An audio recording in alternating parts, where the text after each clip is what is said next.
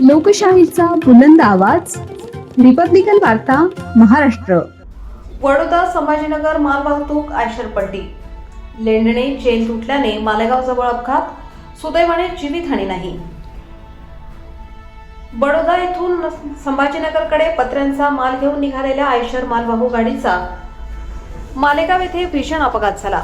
आज दिनांक 22 फेब्रुवारी 2026 रोजी सकाळी सुमारे 6 वाजेच्या सुमारास मालेगाव पासून सुमारे 6 किलोमीटर अंतरावर किसुंबा रोडवर ही घटना घडली.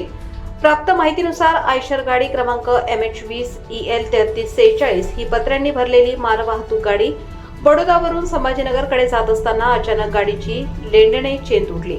त्यामुळे चालकाचे नियंत्रण सुटून गाडी डिव्हायडरला जाऊन आदळली व पलटी झाली.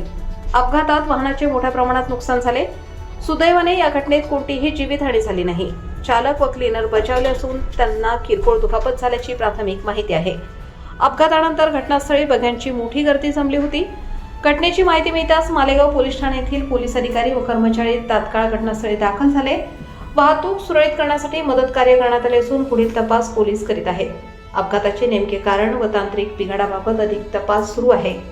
रिपब्लिकन वार्ता, महाराष्ट्र न्यूज, नाशिक शहर प्रतिनिधी विवेक बनकर. Subscribe now and press the bell icon. Never miss an update.